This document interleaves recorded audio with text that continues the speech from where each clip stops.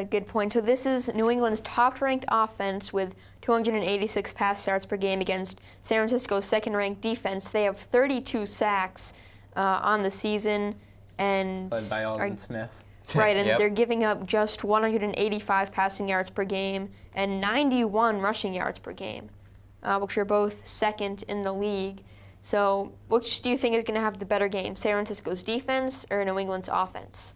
I think it's going to be a very good game to watch. Very tight. Yeah, it'll be a tight game. I would say probably a 3-4 point game in the end.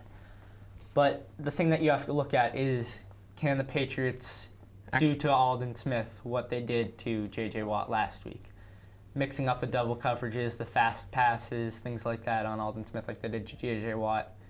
And can they make him a non-factor in this game? Well, I think the biggest factor for the Patriots in this game is their defense. I didn't have faith in the Patriots' defense all year until last week when they really shut down Matt Schaub and the Houston Texans. They did a great job, far better than I think most of us expected. What do you guys see coming into this game of the Patriots' defense against Colin Kaepernick, Frank Gore, and that solid offense? Well, Colin Kaepernick, he's a guy who has been struggling in the past game, but has been able to run. So you have to try to figure out a way to slow him down, and then also Keep him off the field.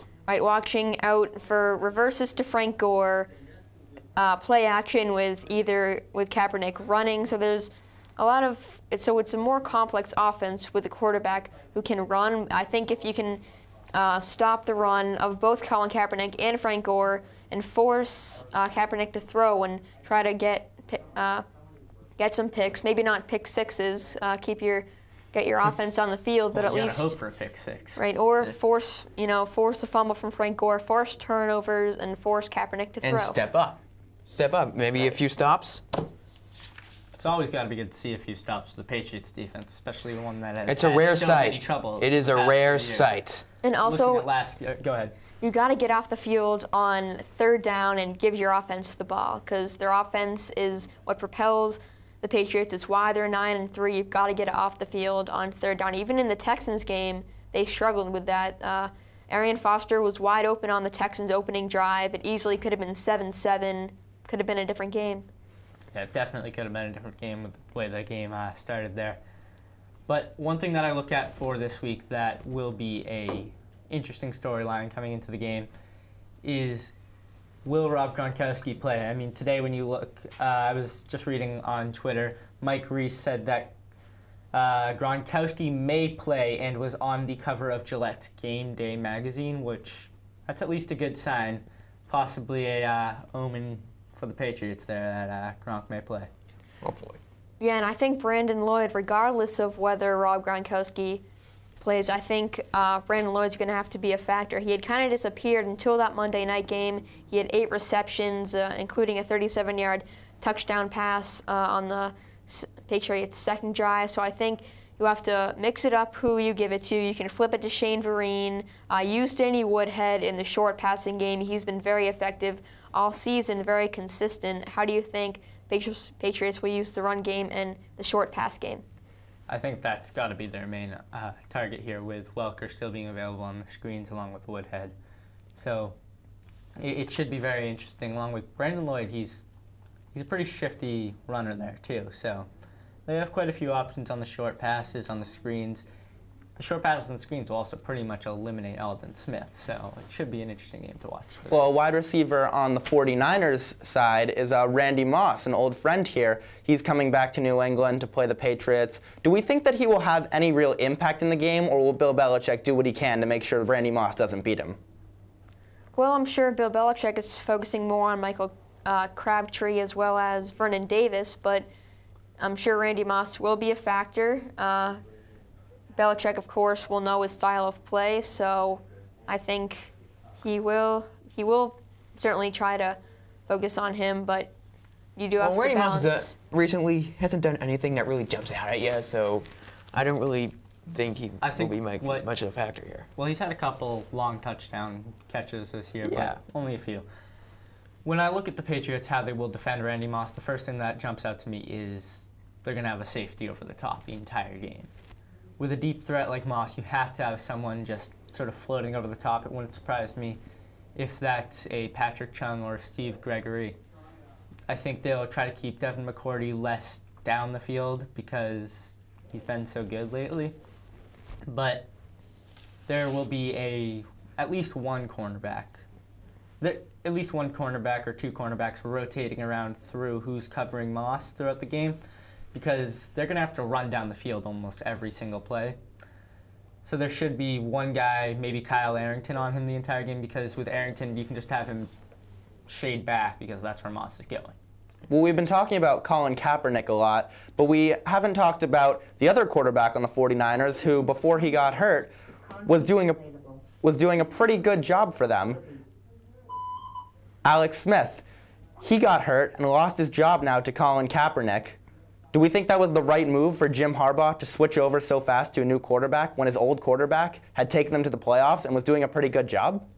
Well, if Alex Smith had been struggling, then I think, yes, you change can things call up. her Kaepernick. But he had been struggling. He had a 70% completion rate through the first however many games it was before he was taken out. I believe it was 10.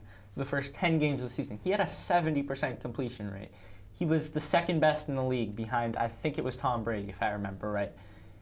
That's just crazy to take out a quarterback that was not doing bad. I mean, granted, he pretty much solely threw to Vernon Davis. But with him being one of the only targets on the team, it makes sense. Right, and it especially to do it mid-season when if your team's struggling, like take the Jets, for example, they've really been struggling, which is why they put in McElroy in the second half. But they even went back to Sanchez. San Francisco is a team that can easily, well, not easily, has a good chance of winning their division, and it just doesn't really make any sense to just switch quarterbacks like that in the middle of the season. Yeah, it should be very interesting. I mean, the Jets should have switched quarterbacks, and they're with Sanchez, as you said, but the 49ers case, they didn't really need a change. To me, with the Jets, it's just Rex Ryan being stubborn. When you look at his yearly Super Bowl guarantee. Yeah, when you look at the San Francisco 49ers comparatively to the Jets, it's a very, very different team. At the beginning of the season, they looked like similar teams with New York having a good offense. I bet they did not have a good offense. They had one of the worst offenses, but a good defense like San Francisco. Both teams had a questionable offense. San Francisco's offense began to look good through the first part of the season. The Jets did not. Take Sanchez out, leave Smith in. There. That's a very good point, and it hasn't really been making any sense why you changed Colin Kaepernick. You put him in for one game because Alex Smith was injured, but just because he had one good game doesn't mean that you take out the other quarterback if he's still injured. One game is not the whole season. That's a very good point. So let's switch from some real football now to some fantasy football. It's the best time of the year. We've got fantasy playoffs in full swing. My team is not in the playoffs. We're in some consolation rounds right there. But with my team, T.Y. Hilton, Matthew Stafford, Michael Turner, Noshawn Moreno, we had some good games today. So, hopefully I'll be able to pull out that consolation championship. What about you guys over there on the back talk set? How are your teams doing? I was also in a consolation game this week, but I was winning at last check 62-26, and I would have been in the actual playoffs this week if not for Seattle putting up 37 points for my opponent, who had 2 people on injured reserve. And going into the Sunday night game, going into the Sunday night game, I had a 40-point lead, and, Seattle put up 37 points on defense. Eli Manning put up 22 at the quarterback spot. And Matt Schaub gave me around 10 points on Monday night. So I took the loss pretty hard there. The Seahawks defense was just an absolute killer with 8 turnovers. Yeah, don't remind me. Yep. No. Was really the X factor, as well as Marshawn Lynch, who had a good game both in the Seattle game. 58-0, the rout of Arizona. They're up 31 to 14 over Buffalo right now at last check. Tom, do you have any fantasy teams? I do not. I do not do fantasy football. I do not do fantasy basketball. I don't do fantasy hockey. You don't do fantasy hockey? I do not do fantasy Tom hockey. doesn't do anything. I do not do fantasy. I watch real hockey. Real. I'm a realist. All right. That's There you go. a good But point. don't you Yeah. think that if you played fantasy hockey, you'd have players from different teams and you'd be more interested in some of the other games? Oh, going yeah, on? definitely. Believe me, he already knows all this stuff. I'm already interested in hockey enough. I mean, I watch, when the season's in motion, I watch NHL on the fly every night on the NHL Network. So that's enough said. Well, talking some specific fantasy players, do you guys have any recommendations of specific players that our viewers could pick up, or even some solid players who are probably already on their teams that could have some big games going into the final weeks of the season? Well, I just claimed Mike Tolbert as through, I believe it was the first 2 quarters, he had 2 rushing touchdowns on 3 carries. But that's vintage Mike Tolbert there. That's a good 10 points right there.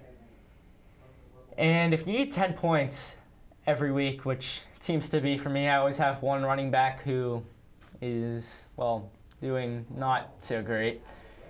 Mike Tolbert's a good pickup. He's going to give you valuable minutes off your bench and got me some wins a few years back. I would pick up the defense who was playing Philadelphia. Cincinnati forced 5 turnovers against Philadelphia. They have had a lot of injuries, including Michael Vick and LaShawn McCoy. So I think you take advantage of that and pick up just check whoever's playing Philadelphia and then see if their defense is available, and I would pick them up. So let's go back to some real football right now. We've got the early games. They are finished. And let's talk to Jason, who's got some scores. All right, thank you. Okay. Sports Sunday updates.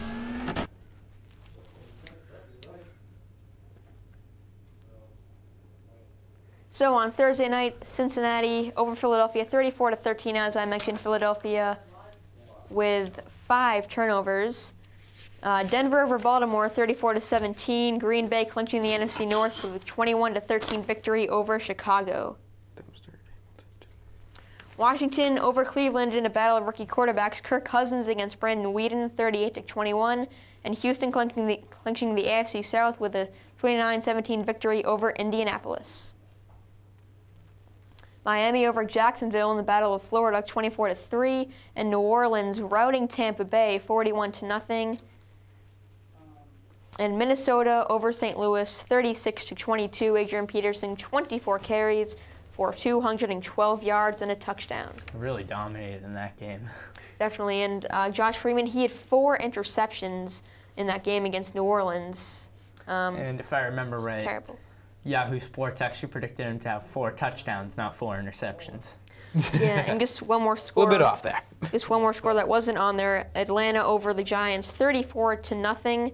Matt Ryan, 23 for 28, 270 yards and 3 touchdowns. So a big game for Atlanta, continuing to distance themselves for the top spot in If they don't the get NFC. the conference, And the Giants there, it'll be a big and surprise. the Giants continue Right. to sink too. Yeah, I mean, you look at the Giants. They have had a bad second half of the year so far. After Eli Manning, And I'm looked not like sure an they can MVP. recover this Yeah, time. I mean, you look. Eli Manning looked like an MVP candidate at the beginning of the season. And now he's just Now he looks like Mark Sanchez. now he looks like Tim Tebow. That's too far. Okay.